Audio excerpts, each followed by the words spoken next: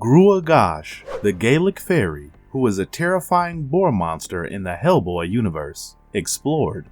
Fairy tales. For most of us, they remind us of some of our fondest childhood memories, depending on your age, of course. Being tucked into bed while listening to stories about fairies, dwarves, and benevolent beasts would transport us into the same Wonderland we imagine Alice is hanging out in. And while Disney execs have taken it upon themselves to breathe life into most positive fairy and folk tales of the world, writer-artist Mike Mignola decided to adapt the road more dreaded for his hellish comic book landscape. Inspired by the litany of malevolent beings that terrorize each pantheon of folklore and mythology on planet Earth, he created the world's favorite cinematic demon spawn, Hellboy. Anung and Rama has come a long way from being the world's greatest paranormal investigator on the pages of Dark Horse Comics.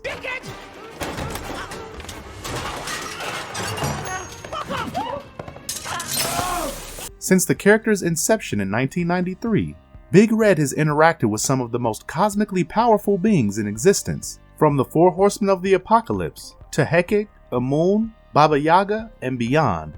Hellboy has fought every creature manifested from mankind's worst nightmares, and this Gaelic Fairy is the most vengeful of them all. In Scottish folklore, a Gruagach is supposed to be a household spirit. It cleans your house at night in exchange for offerings of milk or cream. In Mike Mignola's universe, he is the last hope of his kind, who was transformed into a terrifying monster during a ritual that was interrupted by Big Red himself. He's held a lifelong grudge against him ever since. This boar-like fairy monster is one of the most interesting characters in the Hellboy verse, and we're going to discuss everything about him. This is Gruagach's origins explored. Before we go into our explanation, we have a very small request. If you like our content, please support us by subscribing to our channel. This is a small click for you, but for us, it means the world. Thank you, and let's begin. Gruagach's tragic backstory. While most legends and myths have several elements that set them apart from each other, they do share some basic commonalities. Every major world religion will have figures representing the four elements. Most of them will divide the world into three basic realms, 9 in the case of Norse mythology, and all of them feature at least one story about a mortal attempting to gaze into the true nature of their gods and being mortified by the sights revealed to them, setting off in a path that only ends in destruction. It is on this said road that Gruagach's life story is beset. Countless millennia ago, he was a fierce shape-shifting warrior of the Tuath de Danann, the kingdom of the old gods of Ireland. Out of all the transforming troops in their mystic legions, Gruagach was by far the best, able to take shapes that no other fairy could even dare imagine. He had ridden into battle beside the sons of the High King Dagda, taking on their Fomorian enemies with might that matched theirs. Gruagach's ungodly strength became the deciding factor in the Fairy Fomorian War, and he was able to transform into a hulking behemoth of a creature, so hideous to gaze upon that it inspired fear in the people who saw it. Gruagach killed 20 giants in this state, and became a beloved hero of the war. As was customary during those days, to the victor went the spoils of war, and Gruagach's prize was the love of a mortal woman. For weeks they'd spend time together, weaving their own tales of adventure, mischief, and passion. And then one fateful day, his lover asked him to show her the one thing he knew would be his doom. She asked him to show her the form he took when he killed the giants. If you know anything about folklore and mythology, she might as well have been wearing a red flag that covered her entire frame. You see, in folklore and mythology, magic is as powerful as it is fickle. The Vanir goddess Freya had to travel across all the 9 realms and extract promises from every living thing that they would not hurt her infant son Balder, the shining Norse god of light. She managed to forge pacts with everything that had cosmic life dwelling within it, except the young mistletoe, which she deemed to be too innocent to pose a threat to any creature, much less her son. She'd become the greatest and most tragic example of the phrase "don't cut corners," as the very thing she thought could never hurt her son would go on to become the triggering mechanism for Ragnarok, the twilight of the gods. Gruagach would face a similar trial, only for him, doom wasn't waiting on the furthest edges of time. Fairy magic is as fickle as Vanir magic, and amongst Gruagach's petite brethren, it was forbidden to show a human being their shapeshifted avatars, because if they screamed in terror at the sight they were beholding, the fairy then would be banished to the misty lands of purgatory, to dwell there for breaching his order's sanctity for eternity. Gruagach's beloved tried to stifle her screams to the best of her ability, keeping it down even as she witnessed his horrific tusked bestial persona emerge. She'd have made it through had he not tried to be considerate. Gruagach shapeshifted into a songbird to allay his lover's fears, but an approaching cat startled her. In her attempt to warn him, she let out a scream that sealed Gruagach's fate. Now trapped within the mist-filled dimension that his people thought of as a purgatory, Gruagach wandered aimless, purposeless, and utterly alone. He encountered various wretched creatures like him in this place, lost souls that the fairy folk had long since abandoned to fantasy. Around the time he started losing all sense of time and space, Gruagach's body began withering as well, turning into a literal husk of his former self. And just when he was about to lose himself, he managed to make his way back into the world. But his life would never be the same again. Gruagach in the Hellboy comic universe. In 1959, Gruagach resurfaced in the world above, reduced to a mere infantile changeling. The Dana City, the last remnants of the fairies in the modern era, was hoping to integrate their society with the humans in order to survive their fast approaching extinction. Gruagach was to be the vessel that facilitated this crossover into a new era, and was swapped out for the infant Alice Monaghan. Unfortunately for them, the Bureau for Paranormal Research and Defense was alerted to their schemes. Hellboy arrived at the scene and used an age-old fairy ward, cold iron, to draw out Gruagach from underneath his deceptive veil. He made the spirit give up Alice's location, and to add insult to injury, banished him through the chimney, which should have been the end of him. But Gruagach was nothing if not tenacious, and he survived, swearing undying vengeance upon Hellboy and becoming gripped by a rage so strong that it would eventually lead to the extinction of all fairy kind. When Hellboy was transporting the corpse of Tam O'Clany to his resting place, Gruagach attacked him with the help of the now loose Grom, a Fomorian giant who was imprisoned by the fairies after the last war. Hellboy slugs it out with Grom, but not before the latter devours an unwitting Gruagach from behind. After being defeated by a holy relic that shrinks him down in size, the last of the giants truly dies when Gruagach takes over his diminishing consciousness and usurps Grom's body for his own. At the Council of the Dana City, Gruagach laments his current state and openly declares his desire for revenge and glory in clear opposition to his former king. Where Dagda would have the fairies return to the world to live out their last days, Gruagach would have them go out in a blaze of death and ecstasy, and according to him, Hellboy's death would be their salvation. While his claims are mostly shot down by the members of the city, Gruagach wasn't one to be deterred.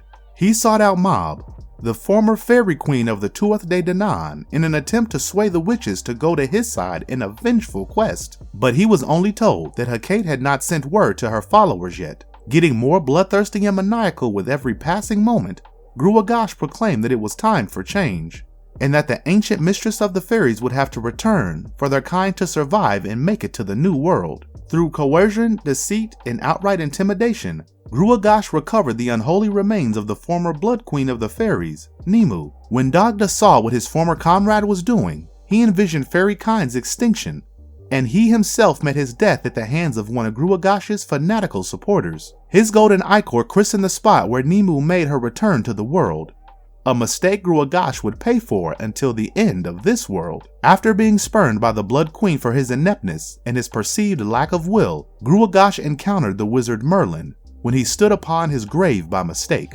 Merlin chastised the fairy for his selfishness and his desire for vengeance, which loosened his evil former lover upon the world. Merlin cursed him to live until he had seen the consequences of his actions through to the end. Hellboy finds him hanging from a tree near the Blood Queen's tower when he goes to comfort her. Much like the corpse he was carrying when Grom attacked him, Gruagach was nothing more than a talking dead body at this point.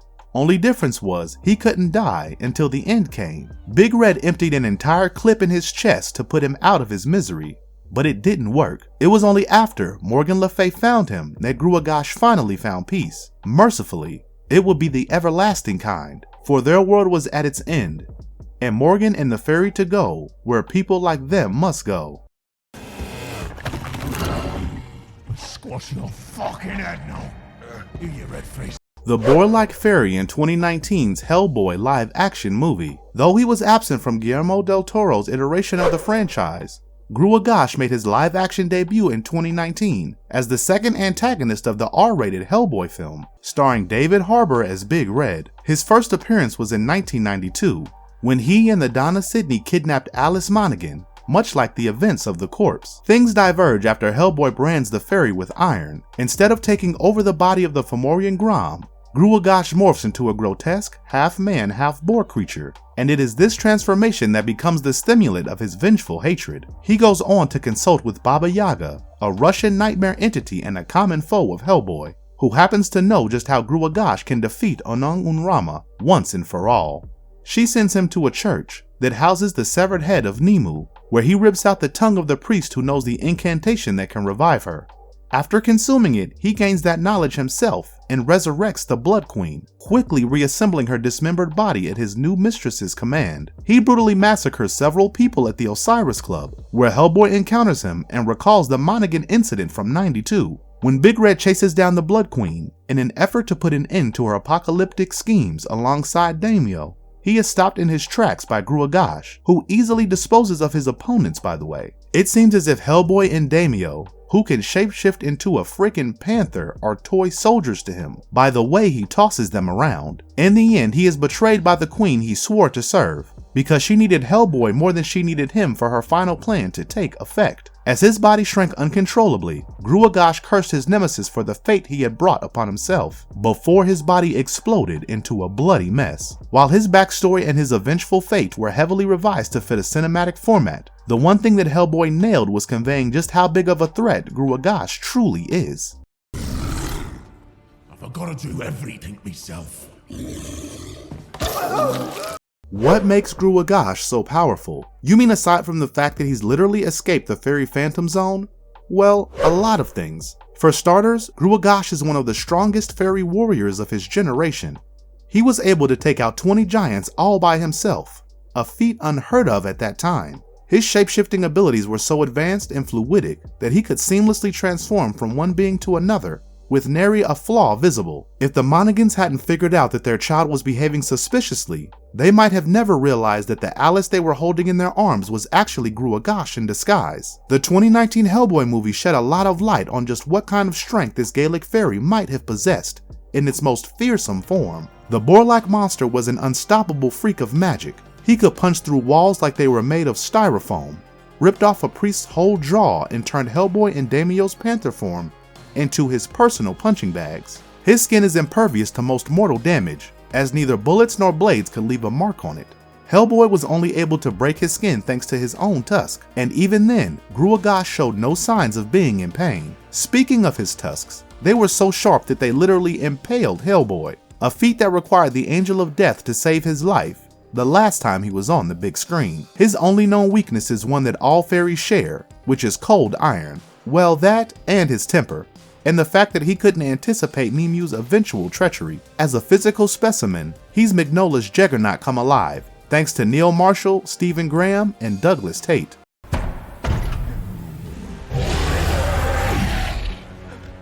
Where is he?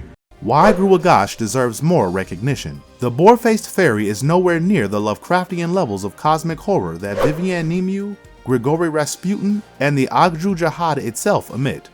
In terms of the food chain of malevolence, Gruagach resides somewhere firmly between a schoolyard bully and the Ravager infamous for being known as Taserface. But the real reason for giving Gruagach more recognition isn't the fact that he is, for the lack of a better word, ridiculous. It's the uncontrollable thirst for revenge and his bottled up rage that make him such an intriguing character to us. We've all had moments where the only thing we want from the world is to watch it burn, no matter how slight the inconvenience we faced might have been in the grander scheme of things. But damn it if it isn't addictive to lose yourself to that primal emotion and let loose, before realizing its consequences and spending the rest of your life either making up for it or watching it unfold helplessly. If anything, Gruagach is the clearest allegory for choosing rationality over favoring raw emotion. Had he not resolved to spite Anung and Rama for stealing his opportunity to essentially live again, the apocalypse wouldn't be coming to end the world. Agju Jihad might have still been slumbering in his other dimensional prison, and who knows, Hellboy might just have become his friend later on in life. It was his jealousy and his irrational pursuit of emotional gratification that led to the downfall of all mankind. And if that isn't a vendetta to recognize and remember, then we don't know what is. And if you liked our content, don't forget to leave a like and subscribe to us if you haven't already. Have a good one and be safe. Thanks everyone. Monk. Come here, you bitch! You banging bastard!